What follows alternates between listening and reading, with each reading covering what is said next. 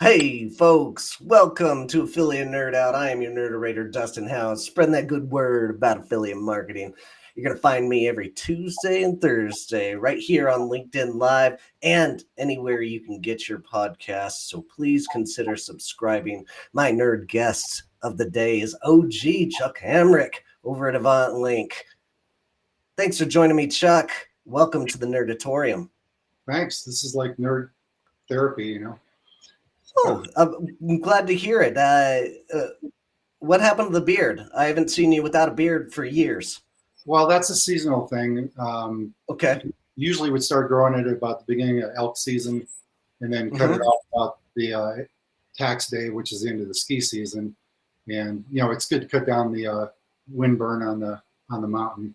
Um, yeah, I've been in the mountains since '98 and work on the weekends up there just to get myself out. And Oh, I'm a mountain host and tour guide. So, yeah, I usually have it, but it's not so comfortable in the summers.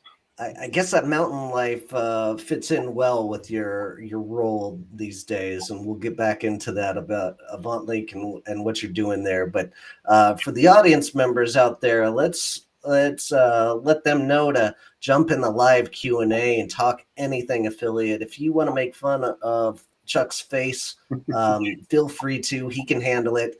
I can't. I'm super soft, so be gentle. But anything affiliate is also welcome. But without further ado, here, Chuck, who are you? Well, I've been in the space for almost 20 years. Second career for me, I was in Chicago. We're originally from the Midwest and did engineering services for a manufacturing company, printing ink. So traveled the country, traveled the world for that, and then got burned out, a lot of politics, and took my 401k in '98, relocated to Fort Collins, Colorado, and was a ski bum for a year, and then Aha. married into four stepkids in 2003. We just celebrated our 20th anniversary, and ended up getting into affiliate marketing as AM in 2005 for a company. And but I was going to kind of mention. Uh, one of my first things I did when I worked for that, I'd been in online marketing since '99 and doing a lot of SEO stuff and email marketing, paid search, and all that. Yeah. Dabbled affiliate, but I published my first newsletter and I put my top 10 affiliates by name, how much they sold, and how much they made. And next thing you know, I'm getting hate mail from affiliates saying you don't do that. And I said, you better hustle your butt over to Abest Web, which was the big affiliate forum at the time, Uh-huh. and learn your trade. And I did. Not only that, but I also became a moderator and then the admin and the founder, who became a close friend of mine, was pretty much a mentor for a long time, and slapped me down, and so here I am. But Awesome. I have to Awesome. say, back in the day, nothing really replaced it. The social stuff just isn't conversational, but we would have hundreds, if not thousands, of people a night. And my wife would come down.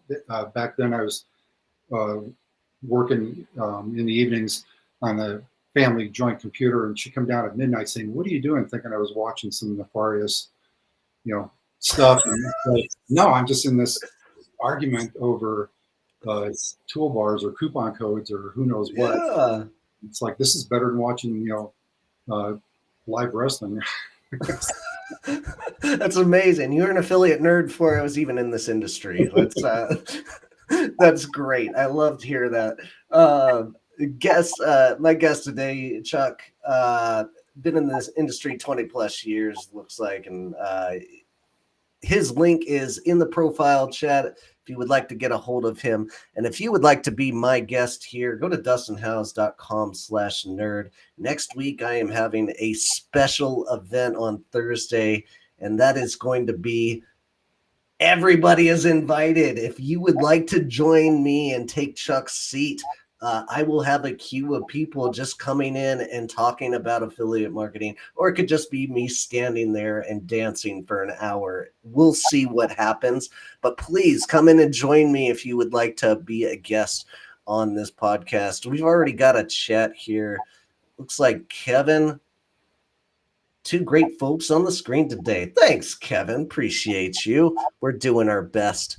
Um, Chuck cleans up real nice. Let's talk some more story time here, Chuck. Tell me more about A Best Web and like what it was like in those days, getting your education through a forum. Well, it was cool because we had private forums, and so affiliates could talk together, AMs could talk. We had network reps. We had people like Todd Crawford was on there. He was involved. Brian Littleton from ShareSale was very involved. And then we'd go to a conference and we'd all get together. We knew each other. You know, we had just a ton of people, and I met so many people that I still connect with today. So when I go to a conference, I feel like I'm a celebrity. It's like, hey, all these people. But it was cool because linear conversations, and when they're trying to figure out things with cookie stuffing and cat sites and such, and also the founder Heiko DePool, who's quite a firebrand, he was an affiliate himself, and didn't answer to anybody, so he could out stuff, and he was not shy about being vocal. So yeah, real education, but just really met tons of people, and I would go to a conference, somebody come over and say, hey, I know you from Avis Web. It's like, I don't even know who you are, but you felt famous. I mean, we literally had thousands of people at a night on there, and it was cool because a lot of friendships were formed that way. So that's awesome, and I love that story about you.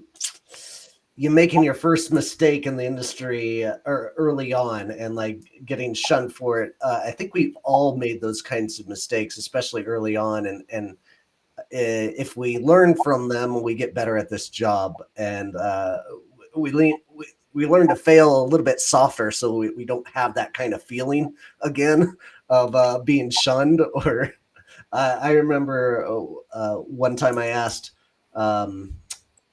very early in my career, I asked somebody who their top affiliates were in their program, and they're like, "I can't believe you even asked that question." That's like he was offended by it, but that'll happen. People handle things a little bit differently. Yeah, but probably one of the biggest things I learned is just trying to think in the mind of an affiliate, and so what kind of a job are you pretty much in a vacuum? We didn't really do Zoom calls back then. Yeah. We didn't have phone calls with affiliates a lot of times, but they're working by themselves and they feel like, the network is dialing on them, the merchant's dialing on them. Merchant could charge back stuff. And it's like, you try to find out what happened. I've got a great audience. And so I was empathetic towards them. So I've been honored by saying that I speak affiliate. And and you got to protect them because at the end of the day, it doesn't promote itself. So yeah, I just love affiliate marketing. It makes so much sense. And I always say affiliates are kind of like your R&D because they test stuff before anybody else does. They come out with new ideas. I mean, we're always looking for the content affiliates. We're trying to get our handle on influencers, and they're just like out there talking about product. And occasionally we have one where they trash a product. It's like, but that's part of the game. Yeah. For the most part, it's very positive, and some really dynamic people out there that just come up with great ideas and just keeps on evolving. Affiliate marketing has been dead for 20 years, but I keep hearing it. Yeah, I've seen some really interesting sides of like the negative about one brand and then promoting a different brand and how strong that message is. Like you can be a really good affiliate supporting a different brand if you're just bad mouthing one brand that has a lot of traction. I've seen it work in the past. We've got some chat. Looks like Trisha Myers over at the PMA is jumping in. So weird you mentioned A Best Web because I was just trying to look something up there on the Wayback Machine an hour ago. Wayback Machine is always clutch when you need something from the past that just doesn't exist anymore. Is the site down altogether these days? Which one? A Best Web. Oh no, it got sold, and I think it eventually got down. There's some politics there I'm not fully privy to, but yeah, it was unfortunate. A company bought it and tried to commercialize it a little more, and then eventually they just shelved it. So it's too bad because, I mean, just some of the threads there for the stuff that people dealt with. And I remember back in the day that Google would re-index and affiliates would just be screaming. It's like I just lost all this traffic. Yeah, but then they turned around to figure out how to do a better job on it. And, Huh. cool. So yeah, it's Still alive. I thought about Reddit. I'm not really a Reddit user. It's the only thing that's kind of linear, but there's Facebook groups and such, but they just don't really. Yeah. You don't see the conversation there, so it's a different day. Well, Reddit will shun you if you dare try to put out an affiliate link and like up there and try to make a buck off of those groups. There's workarounds around that, but I won't share them. Tricia says I'm double shunned when I said I was a lawyer and had a cashback site. 2 strikes. Oh, I get a lot of crap because I was AM, and they kind of saw that as a conflict, and I was the admin for a while, whereas the founder was a true affiliate. So it's like, oh, you can see all this stuff. It's like, no, I'm trying to stay out of it. But yeah, I did have some trash talk days back then, but I kind of watch it now. Grandpa, I got to make sure the kids don't find me on social media. Yeah. Gotcha. One thing I really admire about you, back in the day, you were working for IPVanish, and I as well worked for IPVanish. I picked up many of the affiliates that you recruited into that program. And I just thank you. You made me look really good.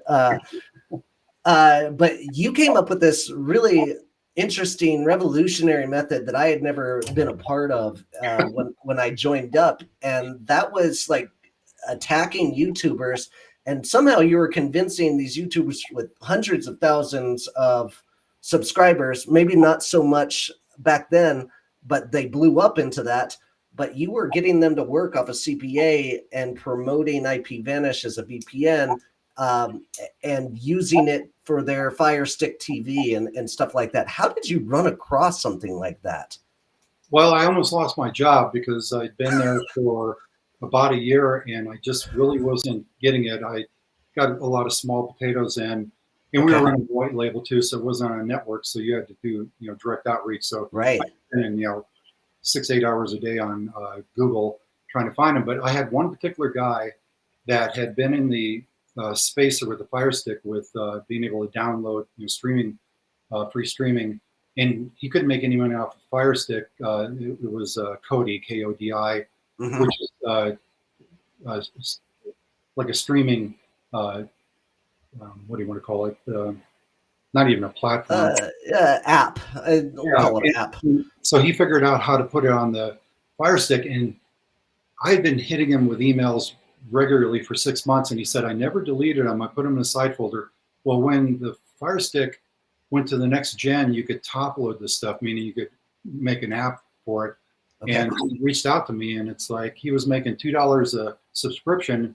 Our what I call rack rate was $10, and we ended up working out an agreement with him and gave him 20 times that, and he just kept on building. But he was a marketer during the day, and then after about 4 months he quit his day job because he was making as much. He went on to make a lot, and he's still in the space.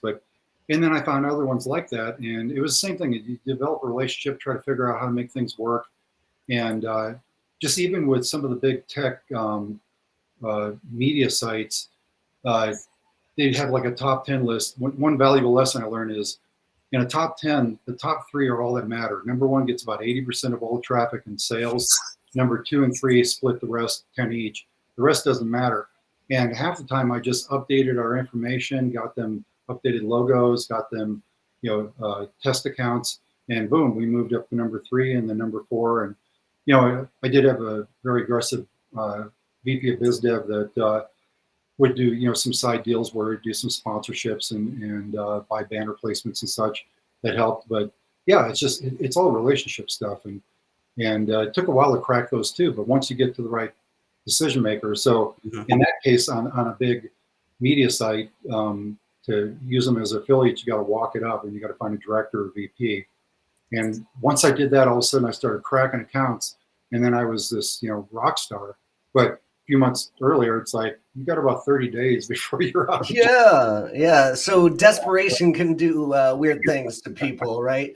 But I do love the outside the box thinking. Like if your traditional methods are not working in your publisher recruitment styles, start going elsewhere. There might be a hidden gem somewhere else that could be a gold mine for you in the future. And like the partners that you created and helped, they bred that next generation of guys doing the same thing and maybe evolving it a little bit better. And that helped me go find more players like that when I got to IP Vanish. So I want to thank you. You did great work for me in the past, and I appreciate you. So you took that IP Vanish experience and you kind of catapulted that into getting into the consulting route, right? Like, how did you get there, and what kind of clients did you go after? Did you kind of diversify your portfolio, or did you stay in that same niche? No, that was the first time I got into anything subscription based. Everything else was retail sales. And I Yeah. had been consulting before. It's just that I got contacted by an affiliate who became the VP for that company, and he gave me an offer I couldn't refuse. And so the tough thing is running an agency. I had some virtual admins, but I at one time I had a business partner. We split an account, and pretty much was able to live off of that. But 80-20 rule, 80% of my livelihood, and then they get bought out, so they come back and say, well, we're going to cut you 25%, but we'll leave you in place. And the next year it's like, we're going to cut you to 50%. But and they said they actually weren't comfortable doing that, so they basically took our info and farmed it out, and another agency picked it up. And that one was tough because it took a long time to regain that. But you're chasing your tail. I talked to a network consultant years ago when I was doing some work there, and he said, "Yeah, you gotta plan as a small business owner to spend a certain amount of time keeping that pipeline full Oh, and right. staying on top of it and all the bookkeeping and everything else." So I enjoyed the agency. It gave me a lot of flexibility, but it's tough, and and you never get the sweet deals. It's usually you get a flat rate.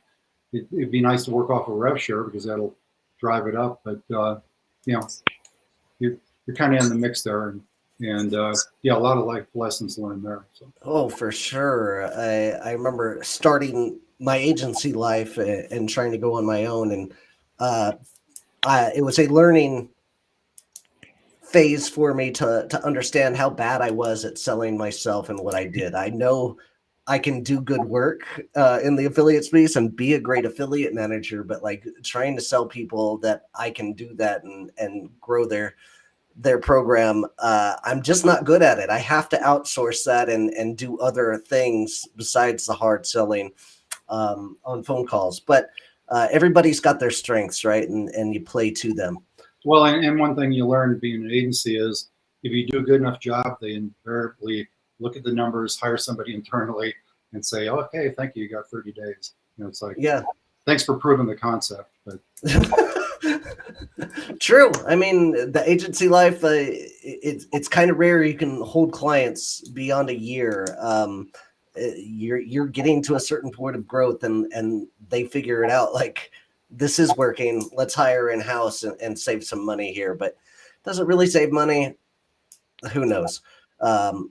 It's up in the air. So that journey ended with consulting, and then along came AvantLink, and that's where you're at these days. And yeah, I mean, that was kind of the pandemic.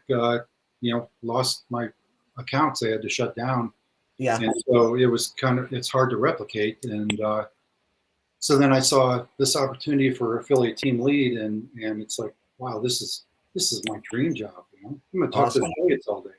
And Yeah, so, and I knew of AvantLink. I actually moved the family out to Park City, where they're headquartered in 2005, to work for backcountry.com and okay. manage their programs and their team. And then, so at that time, our founder was a programmer, and he was writing the tools for a back end that we call Basecamp. Hmm. And then they pulled him off that project, and he was a contractor, so he said, "I don't care about this other stuff." So he went out and with his wife, like 9 months pregnant, went on Cobra and launched the company 6 months later. And it's a cool company. It started in the outdoor space. We've expanded out, but we're really tight team, and it's Slack all day and great. You know, I feel like the fat old man because everybody else is like mountain biking and road biking and skiing. Uh, we have 4 hours of flex a week, and we have one guy that every Friday afternoon he's off hitting the resort because he lives across the road from it, and it works out to where you tie it together and then go out for some conference and go ski up the mountains. Oh, amazing. Great space. Well, awesome. So you joined their team. You're having a good time. Can you explain the name? Do you know like the origins of what this is? I'm embarrassed because I don't think I've asked that question, and it's not as weird. You think about brand names like Yahoo, Uh-huh. like first time you heard it, it's like, what kind of dorks are these? And then of course it's a multi-billion-dollar company, but I think it's better than some that I've heard out there. But I need to ask that question of our founder. If anybody knows the answer, throw it in the chat real quick, and we'll explain it to the audience. But AvantLink is who you guys servicing for the most part. You meant I've known it to be an outdoorsy brand. Is that right up there, alley? We kind of built that out, and so like our top brands are REI and Patagonia and Backcountry, but we do everything. A lot of sports, a lot of cycling. E-bikes has gone off the hook. Probably have 15 merchants in there. We get new ones every month, and hunting and fishing and camping. But we got a smattering, a lot of apparel, a lot of sports. Stuff you'd wear camping. I was talking to one guy that has a workwear site, and he said, "Yeah, we've got kind of a change to this after work, or something totally unrelated." So we got a smattering of different stuff like that. We don't do any lead gen; it's all retail sales. But we have like a baby food, merchant there. It's like, so we have a very aggressive sales team, and they're going to different conferences, and yeah, it's fun because we're pretty close knit. Work directly with support. Obviously, pixels get wiped out and tracking goes down, and affiliates are screaming at me, and data feeds are 6 months out of date, and it's peak season. So I work on a lot of that with our support team, work with the sales team, and help them. And then we have a whole account management team, and my director is in charge of merchant relationships. So sometimes they ask me to come in and kind of work with somebody in a niche market and try to look for sleeper affiliates and find it. But yeah, it's great. It's very dynamic. Get involved with some of the updates to the sites and recommendations and what do affiliates want to see here, and give that opinion. So it's fun to work with, and we just have a great attitude. We're on Slack all day, so we're popping memes and all kinds of stuff. It sounds like a really good fit for your experience, your career, and what you've built into it, and honing in on the strengths that you have of like strategy and where this affiliate would be a good fit for another brand. I love that feeling of having that role that really feels like it's meant for you. So I'm glad to hear that you're doing that. What is that?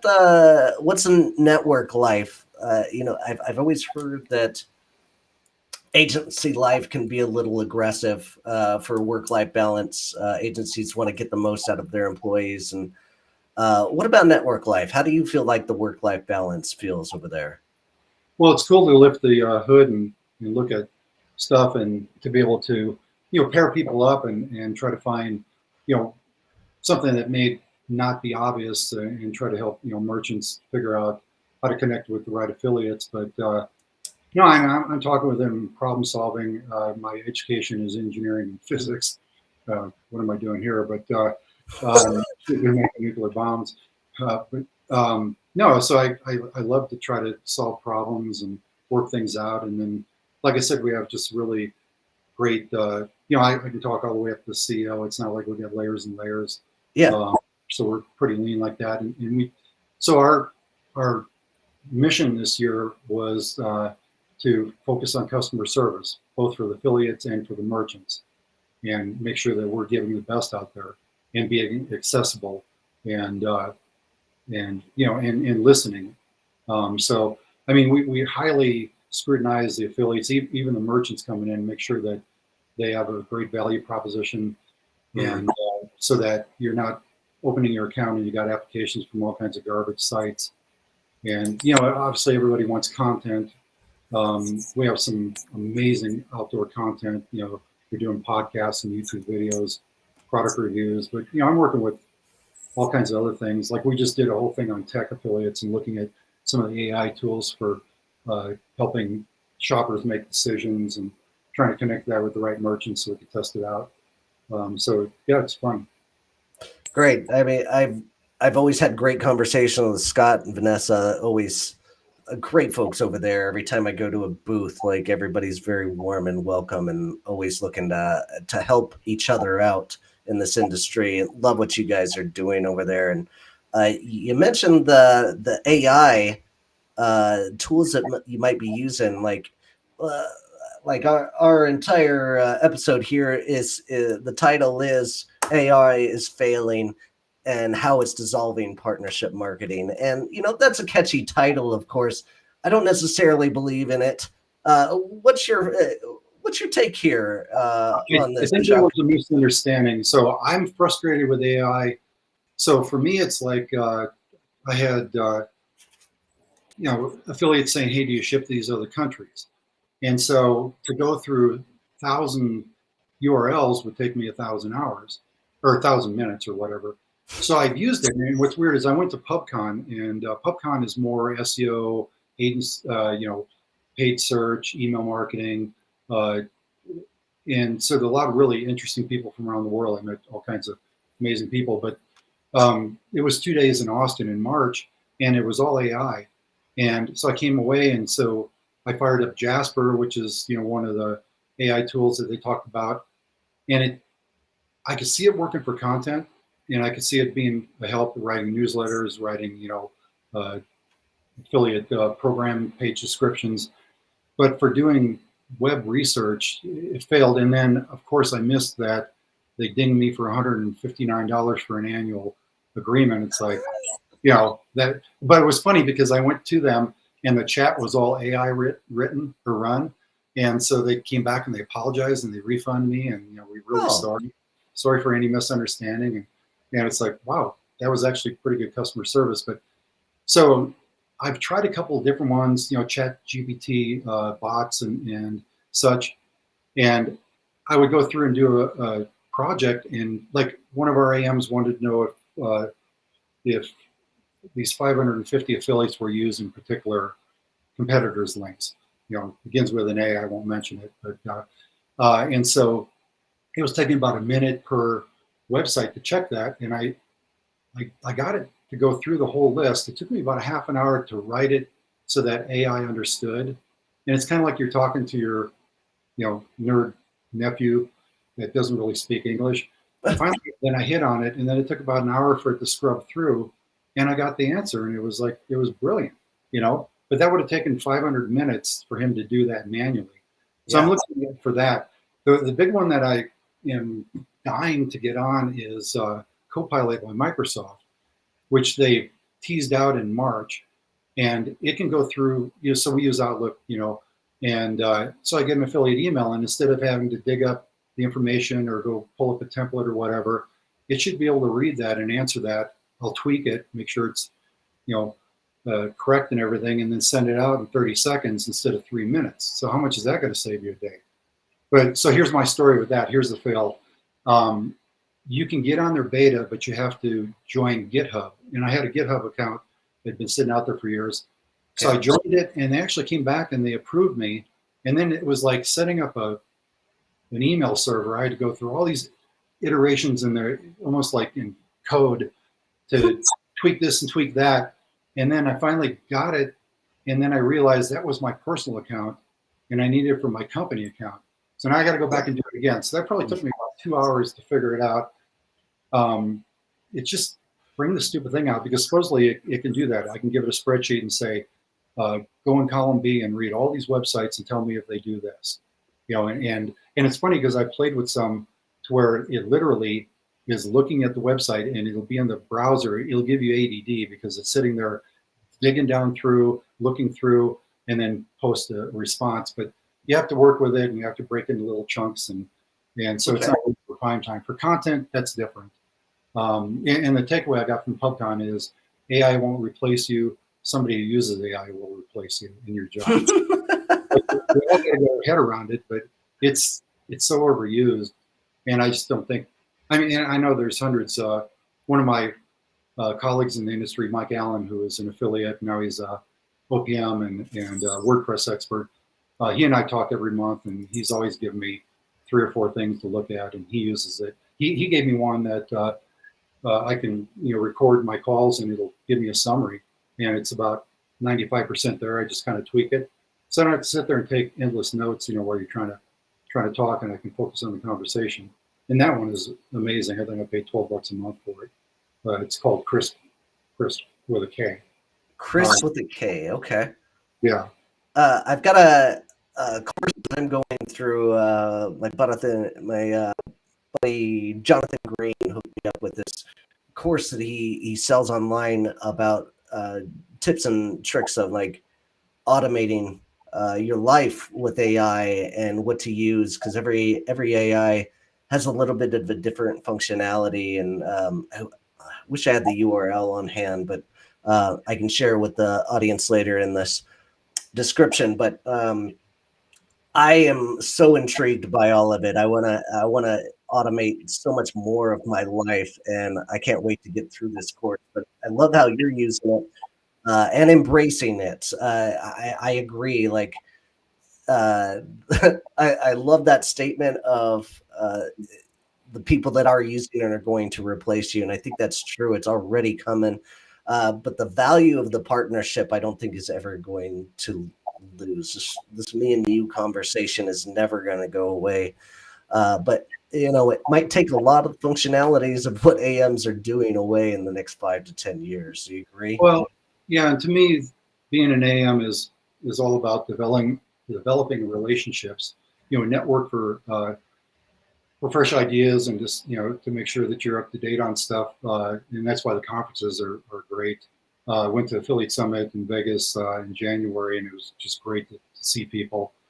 But yeah, it's like you still have to have the human factor in there. So you're not going to just have a bot, talk to affiliates, and that's a whole other thing we can go into about recruiting. It's like I talked to somebody, and I lost track of who it was a couple of years ago. He was a lead gen guy, but he said he felt that it took 11 to 12 points of contact to get somebody to respond.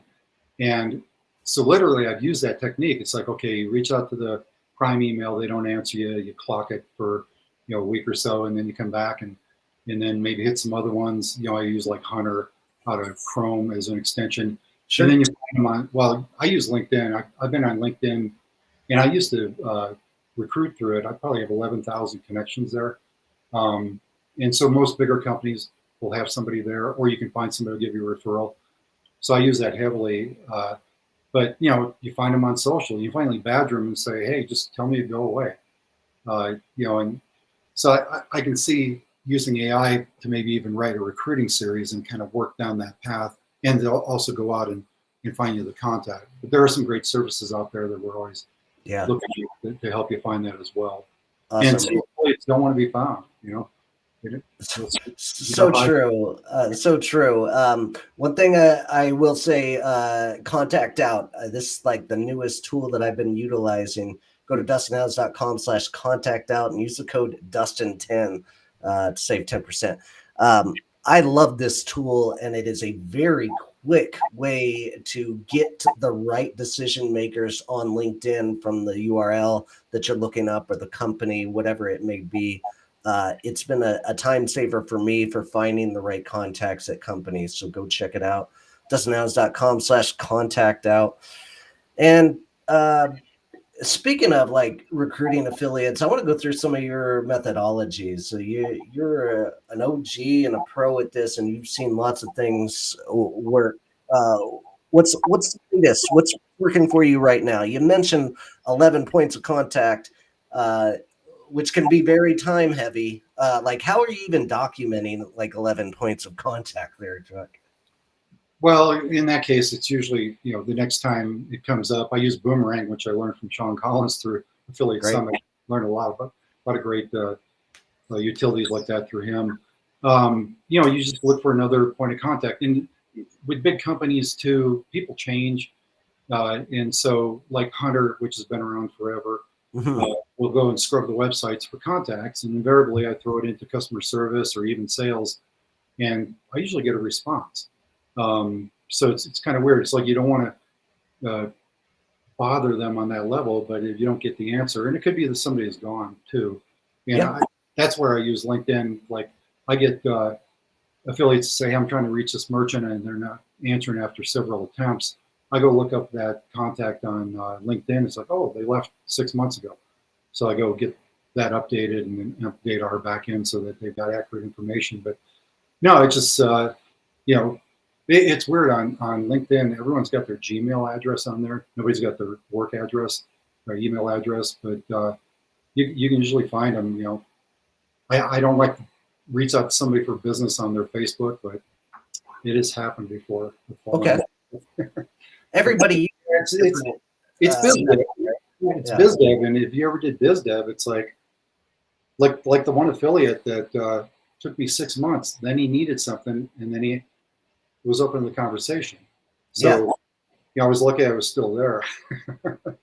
The whales are always the hardest ones to Yeah. get a hold of. So don't stop until you get a hard no from somebody is my methodology on that. All right. Well, while we wrap this up, what are you looking for at AvantLink? Who are you guys servicing, and what are you looking for?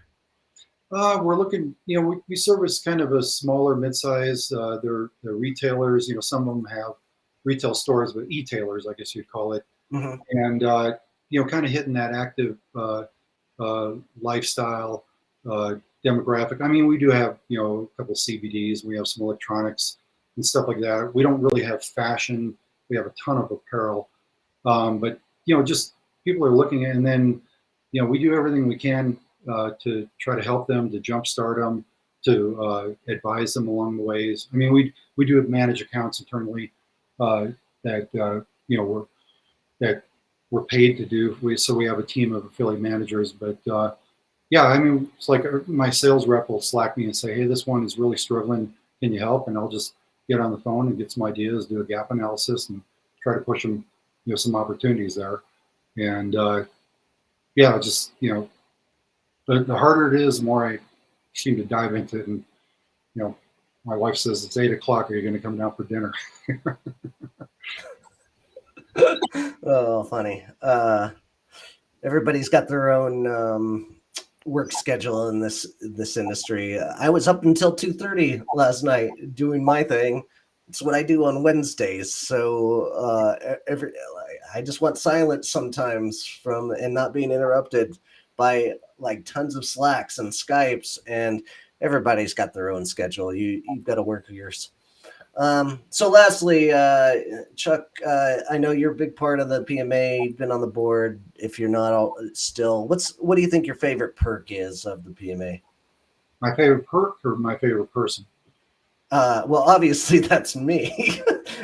So we'll just go with perk. No, my favorite person is Trisha Meyer, who is amazing. You're just saying that. She's the queen of everything affiliate marketing. An affiliate, a lawyer, the czar of the PMA. No, it's amazing that conversations, and then the things like when we're in Vegas, they had a brunch, and that's where I first met you.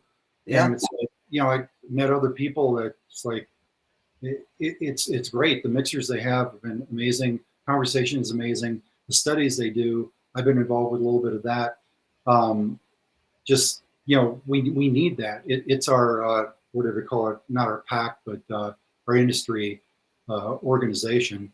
And I hate to see us without it, because it's tough, because we got different demands and things driving us between the management, AM management size, OPMs, the networks, and the affiliates. And then you bring us all together and we can solve problems that aren't going to get solved by themselves. So So true. Trisha Yeah. is a blessing to this organization. Well, Trisha and is the best. the other thing is you pay a membership and you get a free networking pass to Affiliate Summit. Duh. That's one of the biggest values out there. I'm always beating up on merchants to do some kind of a deal coupon. It's like, here you go. Yeah. Yeah. Join the PMA.